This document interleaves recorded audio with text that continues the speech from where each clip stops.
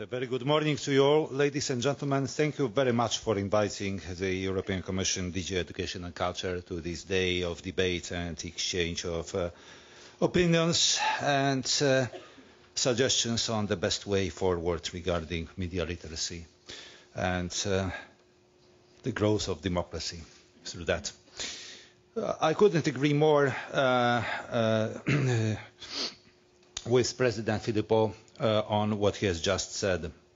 I think that both the policymakers at the EU level and the main media stakeholders are not just in the same boat, but also on the same wavelength when it comes to discussing the needs related to media literacy.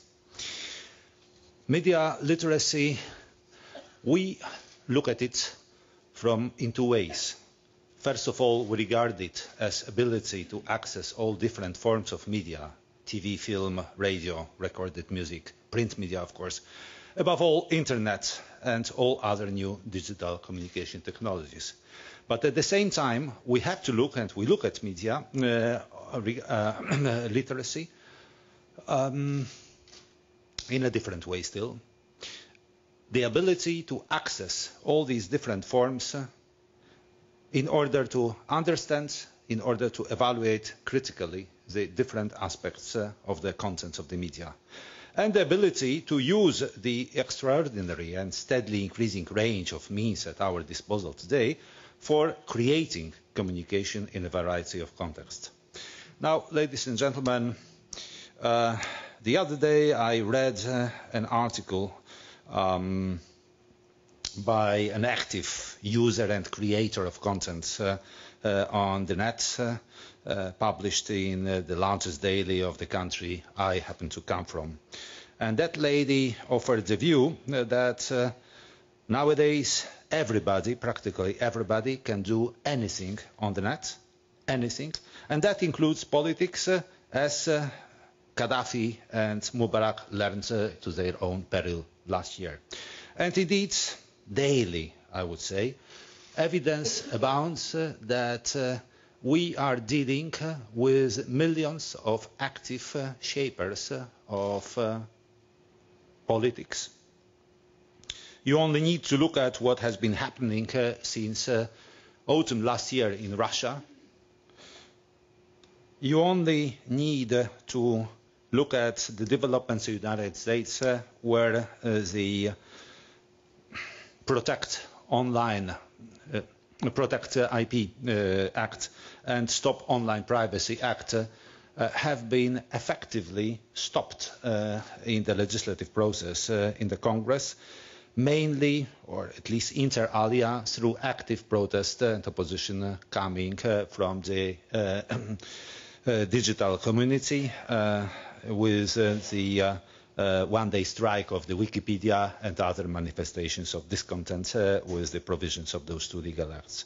And then closer to our doorstep, the fate of the ACTA agreement, which is now the Anti-Counterfeiting trade agreement, which is today, by the way, debated again in the European Parliament, is rather illustrative. Here again, the country I come from, Poland, is an interesting case in point, where the government, believing to have done all that was necessary in order to involve and consult everybody who matters on anything related to the provisions of the Anti-Counterfeiting trade agreement, was wrong-footed de facto and caught by total surprise by the massive scale of sudden opposition coming again from the net community against what they believed to be a set of murky and too general provisions regarding the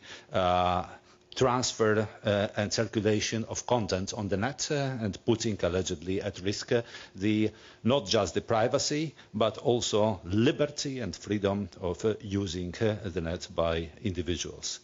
I mean, there are many instances where we need to ask ourselves the question whether, like in so many other areas of a globalized world and economy, we are not increasingly behind the so-called curve and trying to chase the changing realities.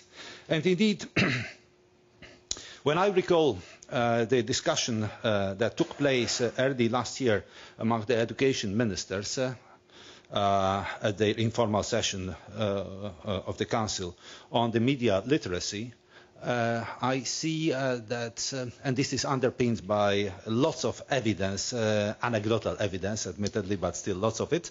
I see how sometimes helpless we are, the older generation, I mean, confronted with the skills and ability of our offspring to use the new technological developments. And indeed, when you look at our schools, they are more and more saturated with not just IC hardware, but also educational software.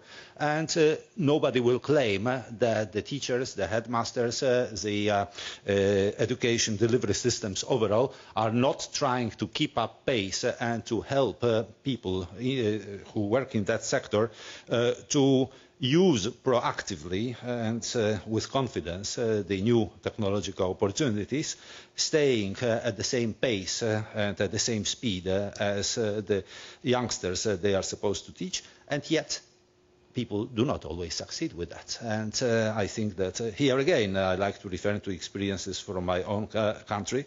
It is again a very clear illustration of the situation where the young generation is consistently ahead of us who are supposed to teach them, including on how best to use the media, not only in terms of technology and technological mastery, but above all in terms of the critical assessment, selection, filtering of the huge volume of content that is landing on our screens every day, every hour, every minute, I would say.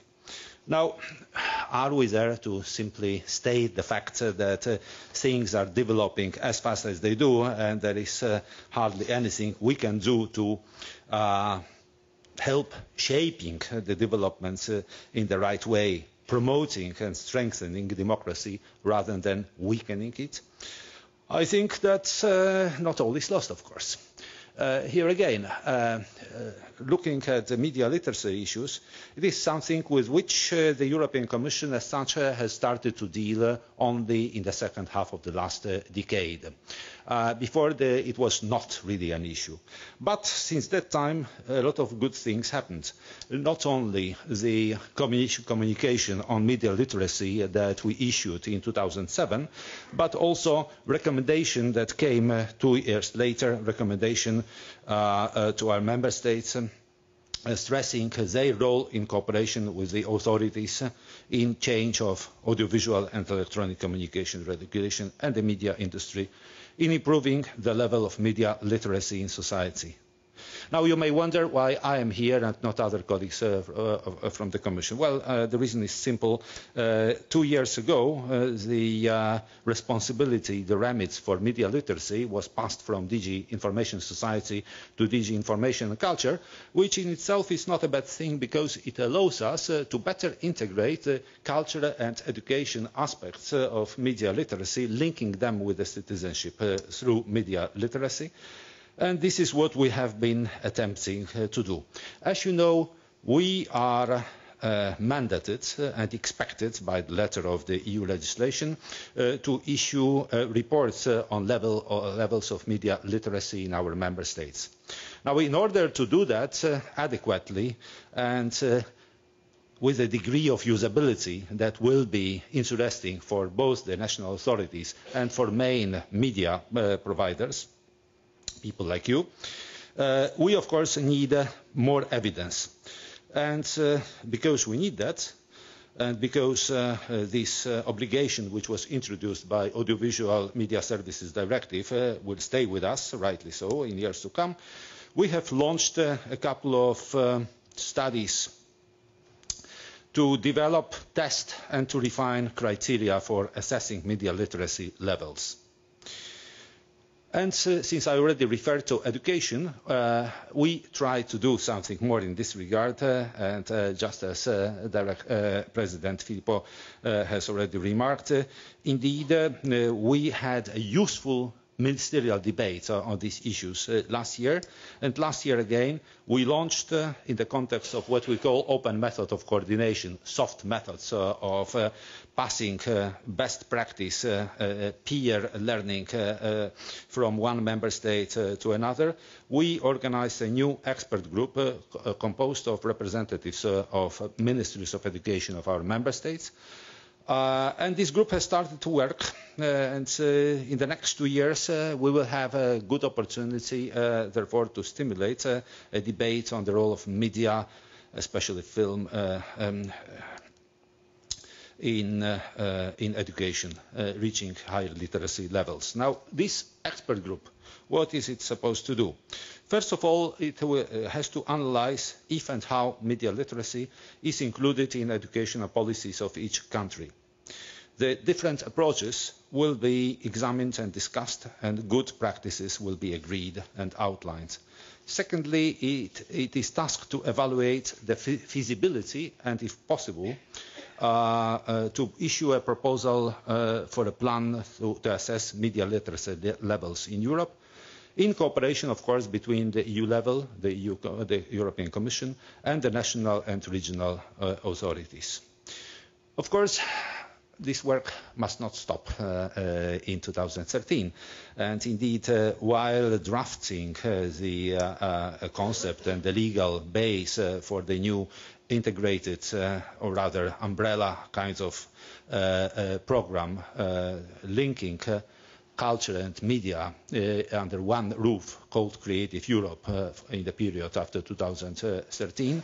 We have been actively, my colleagues dealing with media policy in our DG have been thinking actively on how to integrate this media and film literacy dimension in the next program, especially the media strand of it as from 2014. Clearly, quite some consultation has already been done, online, offline, meetings here in Brussels, meetings in the national capitals of our member states. But of course, as we go forward on, first of all, interacting with our member states, the negotiation of the Creative Europe program has started in early January of this year and is expected to be wrapped up before the end of 2012. At the same time, in parallel, we are, of course, actively developing the implementation machinery.